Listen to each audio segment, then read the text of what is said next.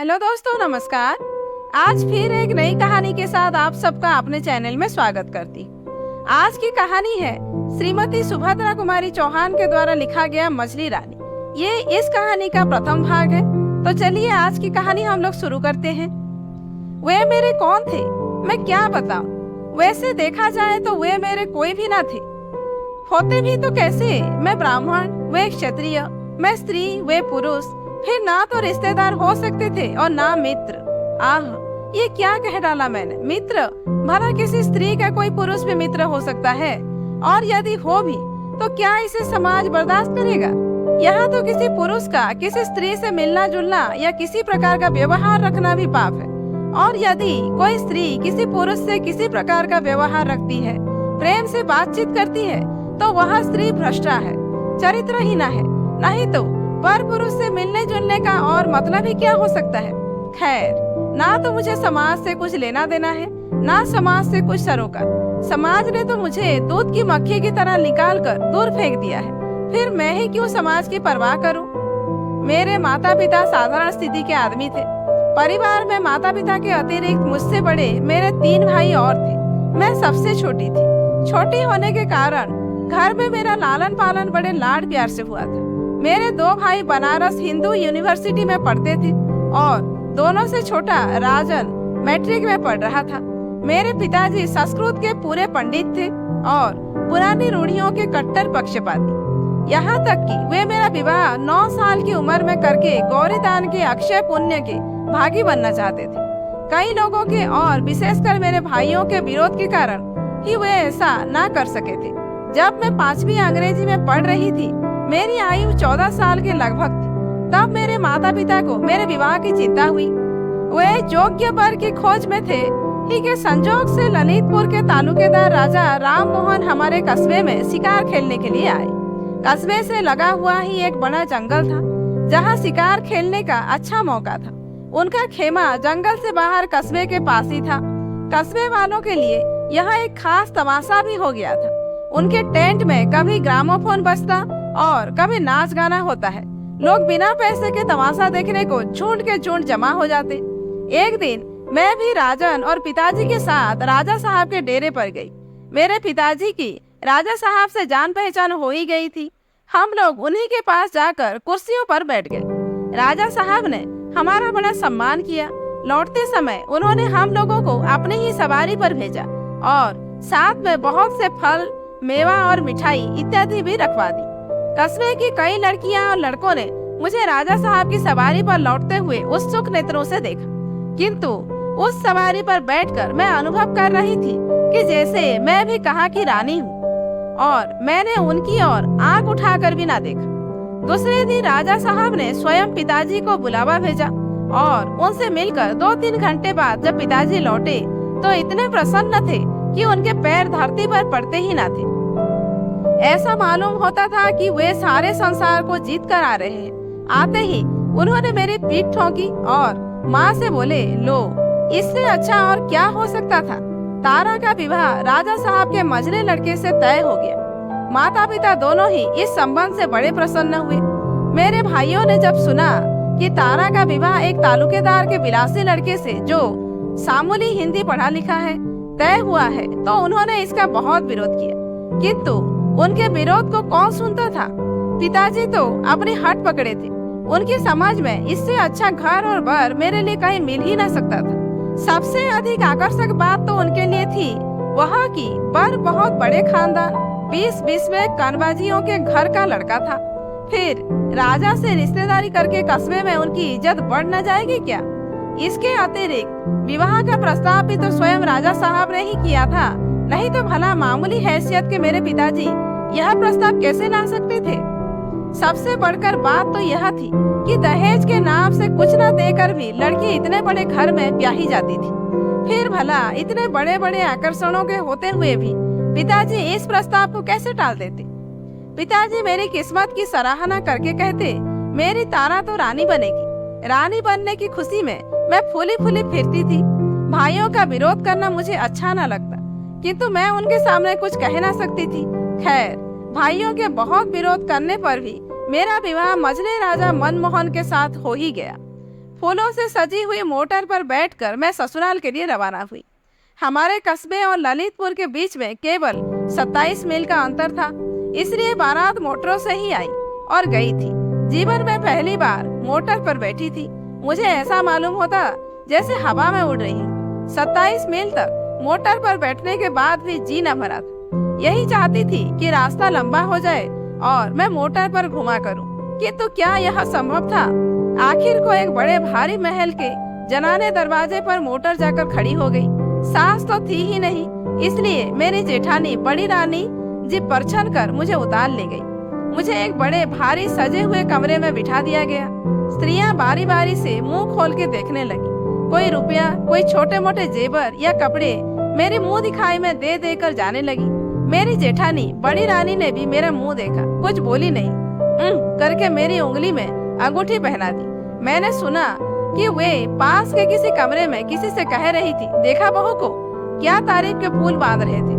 ससुर जी के कहने से तो बस यही मालूम होता था कि इंद्र की अप्सरा ही होगी, पर ना रूप ना रंग, न जाने क्यों सुंदर कह कह के कंगले की बेटी ब्याह अपनी इज्जत हल्की की। रोटी बेटी का व्यवहार तो अपनी बराबरी वालों में होता है।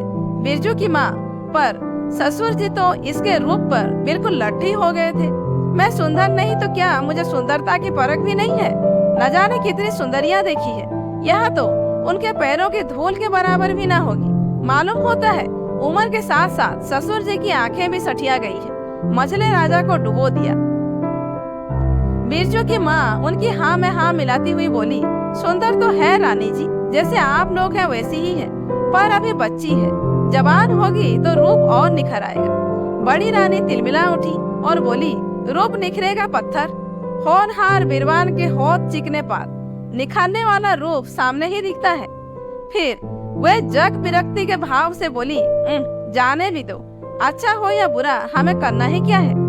जब मैं वहाँ अकेली रह गई, सारी औरतें चली गई, तो मेरी माँ के घर का खवासन ने सूना कमरा देखकर मेरा मुंह खोल दिया।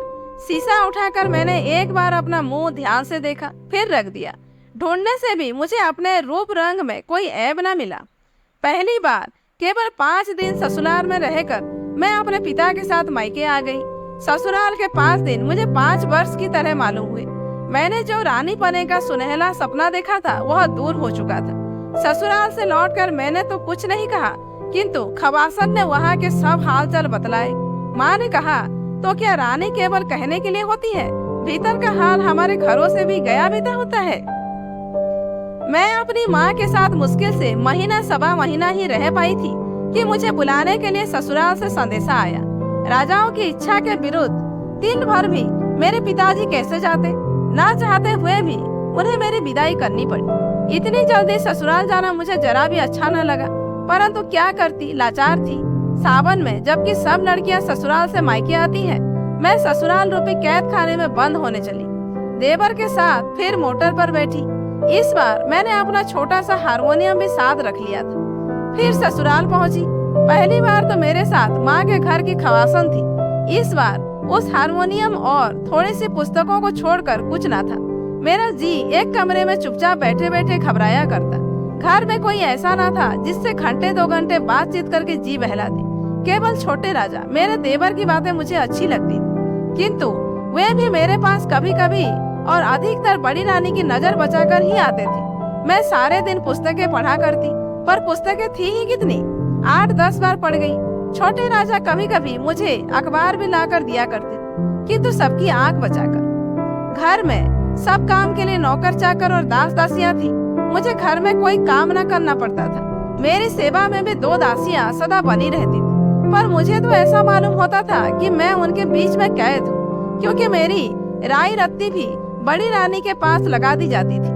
उन दासियों में से यदि मैं किसी को किसी काम से कहीं भेजना चाहती तो वे मेरे कहने मात्र से ही कहीं न जा सकती थी। उन्हें बड़ी रानी से हुक्म लेना पड़ता था। यदि उधर से स्वीकृति मिल जाती तो मेरा काम होता, अन्यथा नहीं। इसी प्रकार हर माह मुझे खजाने से हाथ खर्च के लिए 150 रुपए मिलते थे, किंतु क्या मजाल कि मैं उनमें से 1 पाई भी महाराजा से पूछे बिना खर्च कर दूं।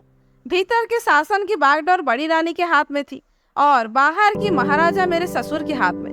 मेरे पति मंझले राजा बड़े ही विलास प्रिय, मदिरा से भी, शिकार के शौकीन और न जाने क्या क्या थे। मैं क्या बताऊं, वे बहुत सुंदर भी थे, किंतु उनके दर्शन मुझे दुर्लभ थे। 4-6 दिन में कभी घंटे, आधे घंटे के लिए वे मेरे कमरे में आ जाते तो मेरा महाभाग्य समझो। उनकी रूप माधुरी को एक बार जी भर के पीने के लिए मेरी आंखें आज तक प्यासी हैं, किंतु मेरे जीवन में वह अवसर कभी न आया। इस दिखावटी वैभव के अंदर में किसी प्रकार अपने जीवन को घसीटे जा रही थी। इसी समय मेरे अंधकारपूर्ण जीवन में प्रकाश की एक सुनहरी किरण का आगमन हुआ। छोटे राजा की उम्र 17-18 साल की थी। वे बड़े नेक और होनहार युवक थे। घर में पढ़ने लिखने का शौक केवल उन्हीं को था। छोटे राजा मैट्रिक की तैयारी कर रहे थे और एक मास्टर बाबू उन्हें पढ़ाया करते थे। घर में आने जाने की उन्हें पूर्ण स्वतंत्रता थी। घर में स्त्रियों की आवश्यक वस्तुएं बाहर से मंगवा देना भी मास्टर बाबू के ही जिम्मे था, इसलिए वे घर में सबसे ज्यादा परिचित थे। विवाह के बाद से ही बड़ी रानी मुझसे नाराज थी। उन्हें मेरी चाल ढाल, रहन सहन जरा भी न सुहाती। वे हर बात में मेरे ऐब निकालने की फिराक में रहती। तिल का ताड़ बनाकर मेरी जरा जरा सी बात को वे परिचित या अपरिचित जो कोई आता उनसे कहती। शायद वे मेरी सुंदरता को मेरे ऐबों से ढक देना चाहती थी। यही बात उन्होंने मास्टर बाबू के साथ भी की।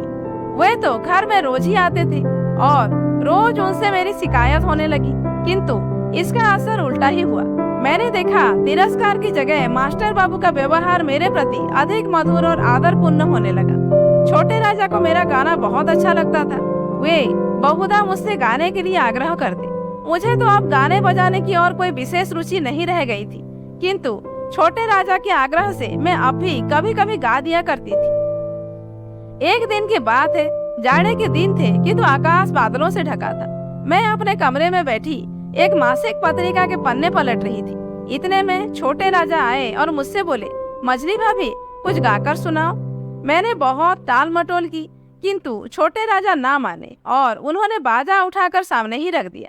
मैंने हारमोनियम पर गीत गोविंद का यह पद छेड़ा, बिहारत हरिरिह सरस बसंते, नृत्यति युवती जनेन समम सखी बिरहि जनस्य दुरंते, ललित लवंगलता परिशीलन कोमल मलय समीरे, मधुकर निकर करम्बित कोकिल कुजत कुंज कुटीरे।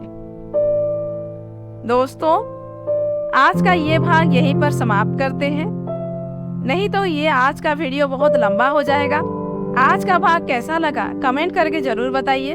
अच्छा लगा हो तो एक लाइक कर दीजिए, जानने वालों को शेयर कीजिए और ऐसे ही वीडियोज आगे देखने के लिए मेरे चैनल को सब्सक्राइब जरूर करिए।